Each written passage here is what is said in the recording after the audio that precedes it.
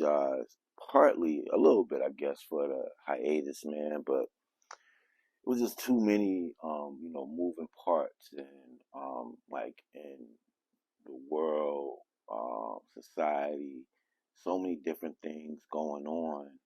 Um, and I wanted to make sure that I brought back the focus of this podcast to pertinent issues. So, going forward, you probably will hear me talk less about political parties or candidates for that matter, and really talk about things that have happened or things that are happening or different issues that you should be concerned about and act upon in your state, district, jurisdiction, or whatsoever.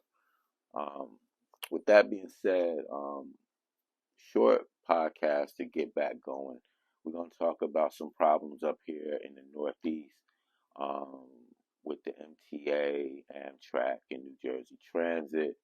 We're going to talk about Alabama and their refusal to follow DOJ orders and Supreme Court orders to draw another predominantly black voting district. And we'll close with Texas and just um, just the humanity that's being the inhumanity, excuse me, and hypocrisy that is currently going on down there. But like I said, let's start with the MTA. So there was a plan drawn up. Okay, let me start with this. The only reason that this issue with the MTA, Amtrak, and New Jersey Transit exists right now is because of former Governor Chris Christie. There was a project called the Arch Tunnel Project, totally paid for by the federal government, would have made, train service easier, going under the Hudson, um, and it would really eliminate what I'm about to talk about. But he decided that since the um, the whole plan was initiated by his predecessor, I believe it was Governor Corzine, that it was a waste of money, a government, a sugar daddy project, and all this other nonsense that he brought up. And he basically shut it down and kept the federal funds. So let's just start there. But they had a plan in place that would have made transit easier. Going in and out of Penn Station is the trouble spot because you have the MTA, you have Amtrak, and you have New Jersey Transit, and they all want to maintain whatever control that they have at that hub. There have been talk of plans of moving Madison Square Garden closer to the Hudson River on the west side. That's been going back and forth or whatever. And what I didn't know was that Madison Square Garden had been moved like 3 other times. So, I'm thinking, I fucking gonna move a whole like arena, like one of the most world famous arenas. But I found out that it's been moved other three prior times in the past. So, but getting back to what I was talking about, so they had a plan in place, and it would have eliminated a lot of problems. It would have made traffic, I guess, what is it, commuter traffic flow way more smoothly, whether you're coming in from out of state on Amtrak, or whether you're using the MTA and you're on the subway, or whether you're coming from Jersey via New Jersey Transit. And I guess the plan was like $3 billion. But because none of the three agencies won't agree to give up a little bit of control, the plan that's currently in place is now $13 billion, meaning that it'll cost the taxpayers and commuters of the tri-state and those who travel through here, we'll have to pick up that extra tab. And that's on top of the fares going up at the bridges, tunnels, subways, and I believe next May they're implementing a congestion tax in Midtown Manhattan. And I believe it's like anything south of like 59th Street or whatever, you're basically paying a toll to drive there. Now that's after paying about $20 to come through whatever way you're coming, whether it's the Holland Tunnel, Lincoln Tunnel, or George Washington Bridge, or whether you're coming in through Staten Island and Brooklyn on the Verrazano. No matter how you're coming, or I guess the toll will be at the outer bridge. On the Verrazano will basically be free, um, going from Staten Island into Brooklyn or whatever. But then you're going to have to pay another toll to get into Manhattan anyway. So basically, it's already a dub to get into the city. And then they're going to tax cars, trucks, or whatever if you go into Midtown. Basically during certain times or whatever. So here we have obvious, and I won't say deliberate, but like it's a childish waste of money, with this tug of war or whatever. And at the end of the day, they're still raising the cost no matter which way you travel.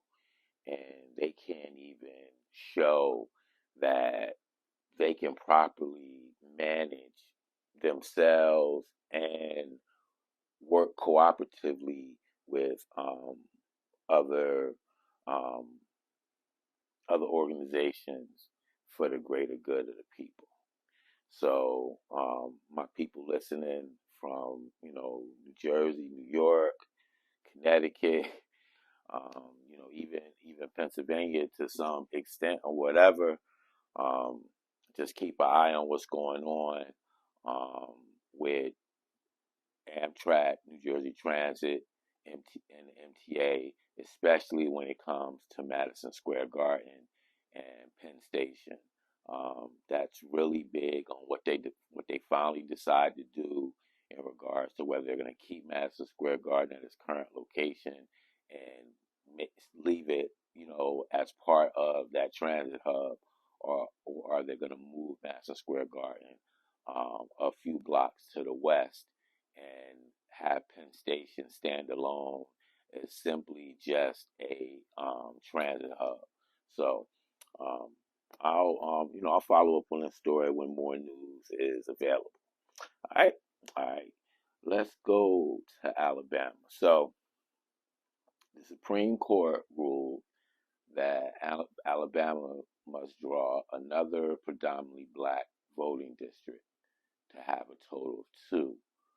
And once again, this is mandated DOJ. Then it was, confirmed by the Supreme Court. Well, the state of Alabama has basically refused to follow those orders and basically have just added more people to the one district that they have. And they're basically saying, we're going to do what we want to do and sue us. And, the DOJ will probably win, and ultimately the second district will be drawn. But people don't understand that these are just delay tactics. And even if there's not a national um, election, there'll be several state and local elections um, in which black voters and black people will be adversely affected because the current status quo will remain in place until a final decision can come down and sanctions are dropped so severely that will force the state to comply with these federal orders. But until then, there's going to be a bunch of um, legal wrangling back and forth, and it just continues a long history of racism and black voter suppression in the state. And I bring this up, man, because recently there's just been a lot of attacks on the DOJ. Now be clear, like the DOJ has definitely been a right-leaning and white-leaning organization. But any time that there has been progress or any type of real justice for black people, it has come from the Department of Justice and very seldom from the states, where the states probably refused or hung jury or whatever. It's always been federal charges that have been the ones that have stuck. So when I see all these attacks, especially from the right, on the DOJ, simply because Donald Trump is being prosecuted, it's just crazy to me. Let's be clear. Let's just talk about the things that he did that brought up the charges that he's currently been indicted for. Let's just go to Georgia. We heard the phone call. He got on the phone with the Georgia Secretary of State, I believe it's Brad Raffensperger, and asked him to find 11,000 votes for him. We heard the phone call. But then, to take it even further, he acquired the services, for lack of a better word, of a couple of state legislators, excuse me, to cook up a fake elector scheme, like they tried to do in Arizona and like they tried to do in Michigan or whatever. And that's just part of what he did in Georgia. Let's go to New York. Ever since the beginning of time, when there's been crime and there's been like a hierarchy, like where there's like a boss, an underboss, and so on down the line or whatever, anytime somebody told on the big guy went down. Michael Cohen went to prison for doing work for Donald Trump, and somehow he goes to prison, but Donald Trump is like, it's like, nah, we can't mess with him or whatever. No. On top of that, a judge ruled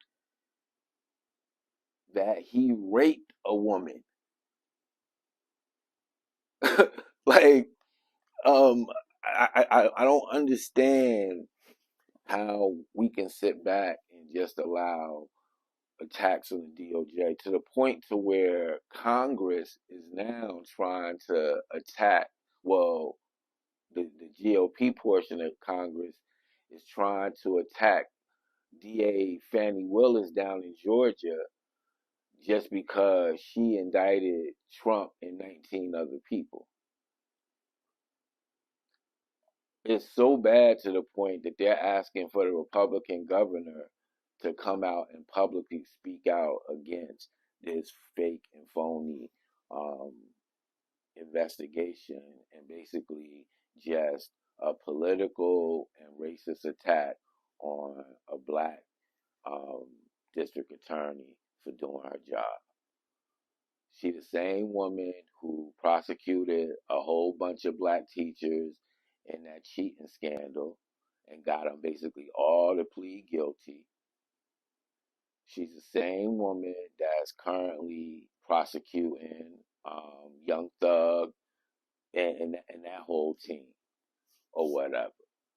So she is someone that is simply doing her job, and it so happened that he committed a crime in and against the state of Georgia, and he's been indicted for it. And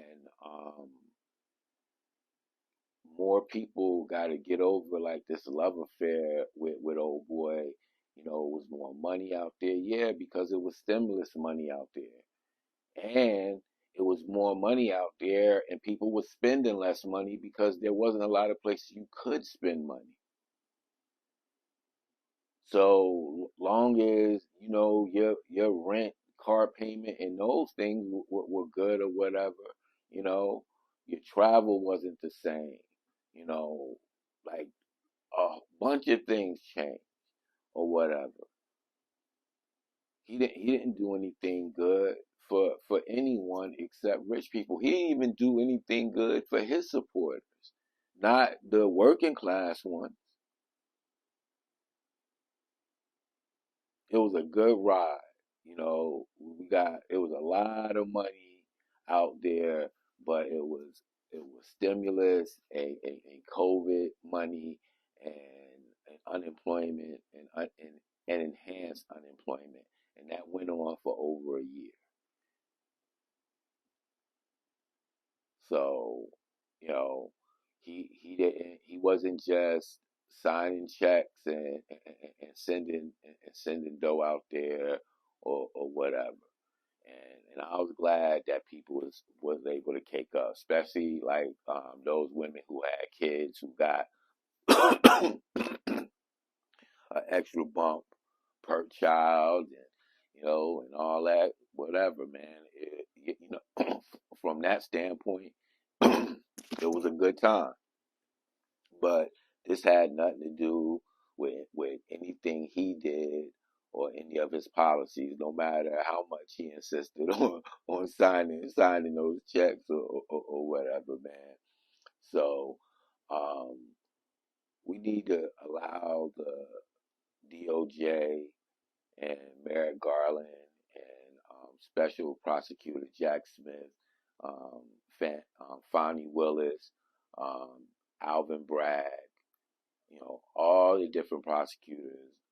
We need to allow them to do their job. I ain't even want to talk about what he did down in Mar-a-Lago, and now the groundskeeper, or I think he was like the building manager of Mar-a-Lago, that had first made a false statement, but then got a objective lawyer to go in and advise him on what was his risk or whatever, and he acquired new counsel, retracted his original story, and basically gave up all the goods.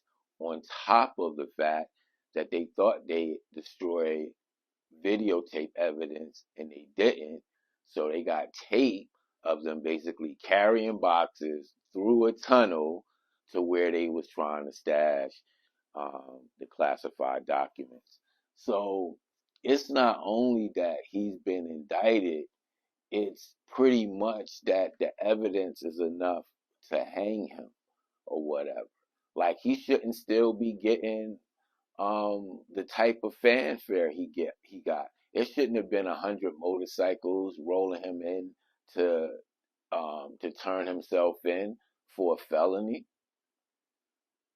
Like like to me, after you've been indicted for a felony, former president or not, you should lose some of your Secret Service protection and some of the perks of being an ex-president.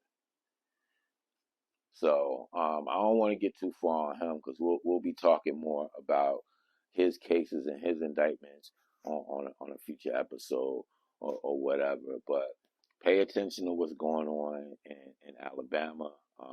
Like I said, basically the state is saying no. We want to keep the racist voting maps the way they are, and we don't care what the DOJ said, and we don't care that ultimately we might have to comply. We'll go ahead and have some more elections. We'll strengthen our hold on the state government, and we'll still make it hard as hell for black and poor people in our state. So that's where they at with it. All right, let's talk about Texas. Their crazy idiot governor Abbott, and you shouldn't name call or whatever, but I mean he's just a mean individual. So he has these temporary buoys that basically serve as temporary borders out along the Rio Grande River, and I guess on the shallow parts. Getting stuck here, my bad. So that people trying to cross the river at that part will have to then swim out to the deeper parts. Is barbed wire attached to these buoys. Some have already been stuck to the barbed wires, and we know that at least one has drowned, to the point to where both the DOJ and the Mexican government are suing the state of Texas for this illegal border and these illegal practices, and it's just mean-hearted. Now, be clear. I believe that people that are coming from Central America and coming through Mexico are jumping the line, cheating the system, and it's unfair to all Americans what they're doing. There's a conflict going on in Nigeria and Africa right now. I'm pretty sure it's a lot of people in that country that would like to take refuge here in America or whatever, but their choice is to go to the embassy and apply for asylum and go through the proper channels, and sometimes they can be on that list for years before they even get an answer. Yes or no, not just, oh, they're on the list for years and then they'll get approved and, find a sponsor here and so on and so forth. No, that like it'll be in limbo for years, and then they could still be told, nah, we're not going to approve it or whatever. A lot of these people, whether it's approved or not, you think they're going back, you know, they're gonna, like it's a situation in New York where they're trying to expedite approving work permits for a lot of the migrants, and my thing is like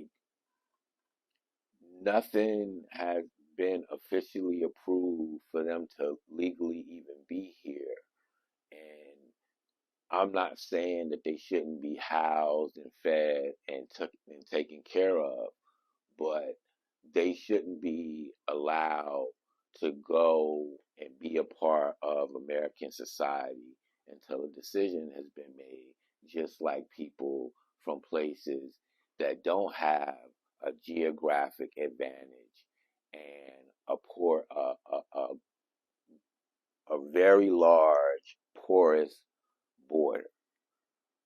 And that's where I'm at with that. So even though I feel like the governor is being mean and inhumane to the point to where one of his own border agents was the one who leaked this information to the DOJ so that they can get involved or whatever, we still have to point out that no matter what their plight is in the country they're coming from, they're skipping the line, they're cheating the system, and they're putting a strain on a lot of different communities across the country.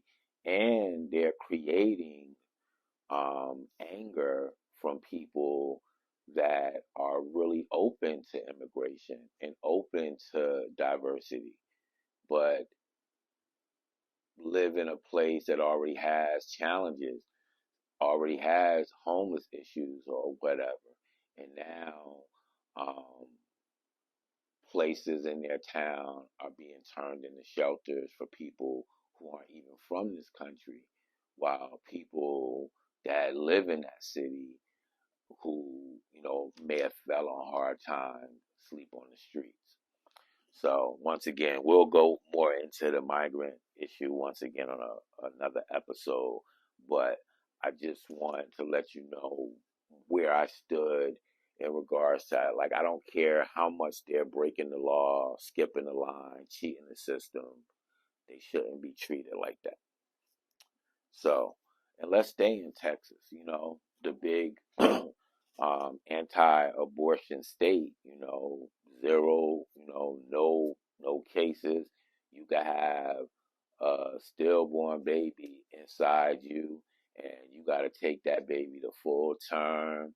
You can't abort it. So, whatever's going on, whatever type of infection that's going on with you or whatever, you just have to deal with or whatever, that state. So there's a prison guard at the Abilene prison by the name of Celia Issa. Um, she was pregnant and she was on duty and she was having pain.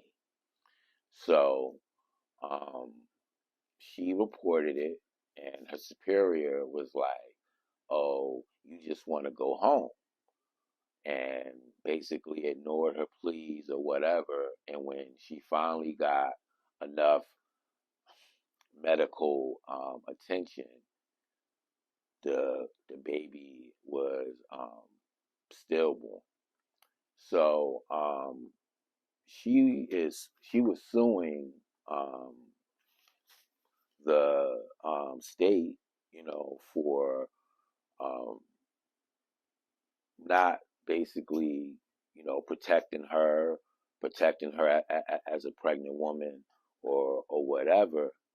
And listen to this: the state of Texas said an unborn fetus don't qualify for those type of protections.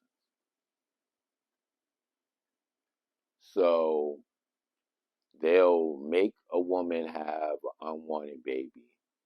They'll make a woman carry a stillborn baby to term, no matter what adverse health effects it has on the woman's body. But if a a state job, um, is negligent and getting proper care for a pregnant woman while on duty, she does. Their position is her unborn baby don't have any rights.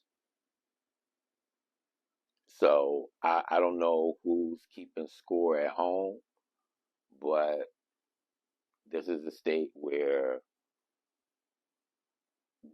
rights for a fetus start at conception, but rights for a dead fetus that was probably the result of negligence of an employer don't have any rights. And this is all within the same state. So I'm not telling you to be for or against. I just feel like a lot of time, no, all of the time, what women do with their body is nobody's business other than who whose business they make it a part of. Um, you know, Definitely, talking with the guy in regards to what they want to do or whatever. But that's about as far as I'm gonna go in regards to anything a woman should do, in regards to her body. And the fact that so many old white men um, just insist on having this 100% control over a woman's uterus. That's just weird to me. So, once again, man, I know a lot of y'all like to do your own research. It's Aaliyah Issa, and she was working at the Abilene State Prison in Texas, in West Texas, and that was her ordeal. Oh man, great to be back. Hope you enjoy our first show back. Promise you that we'll be on a lot more regularly. But like I said, will be more issue driven, where I want people listening to be more proactive in their state governments, to with emails and phone calls, and letters and different things like that in regards to where you would like your community and your state to be. Um, and I'm not saying not to vote. Um, it's just so much going on in between elections and between, especially between national and major state elections, that a lot of times I feel like a lot of progressives are playing from behind. So that's my time. Be sure to check out Life and Love, Talking with E, the Black Male Podcast, as well as the Encourage and Inspire Podcast as well. But this is your boy Sky, and this is Politricked. See you next time. Peace.